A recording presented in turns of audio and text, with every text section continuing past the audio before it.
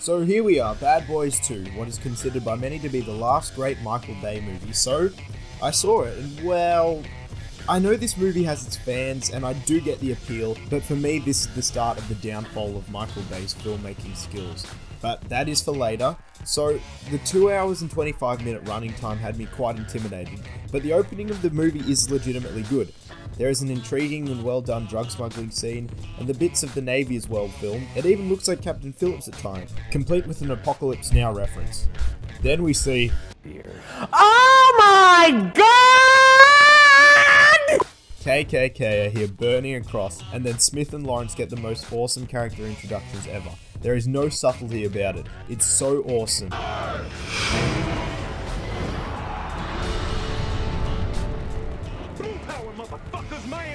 But then this joke ruins it. Boys, bad boys, what you gonna do? What you gonna do when we come for you? We see there's Michael Shannon. I will find him! And in this scene we see that Michael Bay has fixed a major problem that I had with the first. In the first movie you don't get as much scale, which is when the audience is able to tell where the characters are and how big the area is in the film, and it actually helps improve tension, and the audience actually understands what is going on in the scene. Bay adds these wide shots in, which greatly helps get the scale of the action scenes. So they kill the guys, Lawrence gets shot in the ass.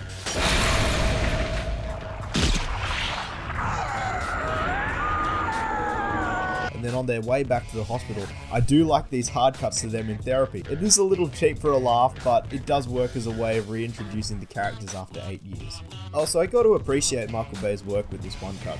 Sure, there's CGI, but it mixes in real well with the real shots, and it is continuous and uses real filmmaking skills. Also, yeah, there are these gratuitous shots of the girls, but hey, it's a club. At least it's not a car or something else dumb like in Transformers. So this chick shows up, and as soon as I saw her, I said, $100 million, she's going to be Will Smith's love interest, and yeah. So this is Marcus's sister, and this movie has a dumb thing where the characters are in a relationship with a relative of their friend, and they're trying to tiptoe around it, and even with these two actors, they just aren't able to make it work the way it should. The practical stunt work, which I'm an absolute sucker for, should be commended. Sure, the explosions can be a little much, but apart from that, I really like the action scene. It's mostly serious with some small bits of humor chucked in. It makes for a solid action scene. Although this shit does get a little goofy. They storm the Haitian guy's house, and this is actually okay with the rotating camera. You don't see this too much anymore, and Will Smith uses the mirror to kill the guy, and Martin Lawrence is still having fun. It's a smart little scene. It's unfortunate though, at this point that I realized without these two actors' charisma and charm, then I simply wouldn't be able to care about this film. The dialogue is often bad, but these two elevate this movie really well because they're so funny, their chemistry is great, and the line delivery, regardless of how it's written, is really great. But here, this is where the film takes a horrific turn. All of the offensive things people hate about Michael Bay in his films come into full effect. The terrible foreshadowing of his career. Then how Michael Bay's progressive line about being okay to be gay goes right out the window. Babies, you got porno and homo shows up in here? What kind of freak ass store is this? And then they go to bug the drug lord's house, which is where we get this shit. I'm not going to show this because unlike Mr. Bay, I have respect for my audience, but here's my reaction to it. Almost got 3 wives.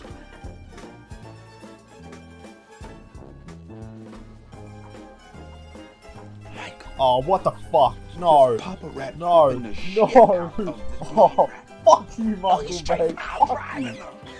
you. Oye, senoritas. Listen, we're thinking about ordering a little bit of lunch. Should we put you down for a bucket of extra crispy and a couple of grape sodas?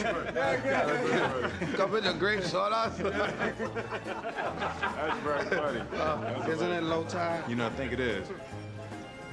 Don't you have some relatives to pick up? Also, here, I can go for a racist joke here or there, but this movie is just full of racist insults which are just listing stereotypes. It's just the most lowbrow form of comedy. Oh, black people like fried chicken. Oh, Latino people like tacos. That's the style of the humor throughout a lot of this movie. Also, I guess I haven't got to the villain yet. Johnny, it's not much to say. He's an action villain who's a drug lord. Every action franchise has had this guy. He's a mustache twirler. It's not like Sicario or The Mule where the villain is actually interesting and he's just so dastardly. His character gets brought down by his stereotypical mother and his ineptitude. He just poses no threat at all to these guys. So then we get the next car chase. There's some lovely Chrysler product placement, the dead bodies getting run over are extremely tasteless, and the product placement is really starting to whack you in the face. However, I do like this train fight though. To me, a train is such an interesting location for a fight scene because it is a fast-moving vehicle, it's often a crowded location, and it allows for our heroes to be heroic by saving people. And also the small environment allows for a good small-scale combat, which is intense. See movies like The Joker and Spider-Man 2 for these sorts of examples. I also love this scene of Mike and Marcus interrogating the kid who just wants to take Marcus's daughter out. It's funny and it's the best scene in the film to me because it's the characters being themselves and the actors are clearly having a blast while doing it. Megan out. What you want, nigga? I'm here to take his daughter out. What's your name? Reggie. Well, no, I heard the motherfucker say your name, Reggie. You taking Megan out? Yes, sir. How old is you? 15. Shit, nigga, you at least 30. You a virgin? Yes. All right, keep it that way. Ain't gonna be no fucking that night. Baby. Then Marcus takes some ecstasy while digging through dead bodies, and the film immediately goes back to the dumb, unfunny children's movie humor. Right, with you can go flip through the pictures. You can flip through picture. This is horrible. So ultimately, Johnny kidnaps Sid, and then all the SWAT guys just come out of nowhere. And they're just like, oh, we've all got family who work for organizations, so we can easily get into the place without any setup, and none of this is written well or smart. It's just like the writers ran into a wall and thought that they would be smart because they had set up the characters, but you need to set up their connections as well. Even a phone call or a throwaway line would have been acceptable, but there's simply nothing to go on in terms of setup. Also, if you look closely, they forgot to cut about a second before the director called action, so everyone in this scene is still frozen for a bit before they start walking. I do like the heist music, however, and it's clever how they all get in. Okay, we're at the T. Split right. Good luck, guys. But the Rover getting in, like, is everyone blind? Like, look how they snuck in and then this thing's just rolling around and no one seems to notice it. But after this, I couldn't wait to see in what clever way they would be able to thwart the villain, but oh my god, what's happening? I can't hear myself. I get away from the place and have a jeep chase, and while I do kind of get a kick out of seeing this carnage, I just can't help think how many poor people they are running over and how many people's properties they are destroying. Like, Jesus Christ. I do like how it does boil down to this kind of standoff on a minefield, but then this slow-mo stuff comes in at the end and it's just so cheesy.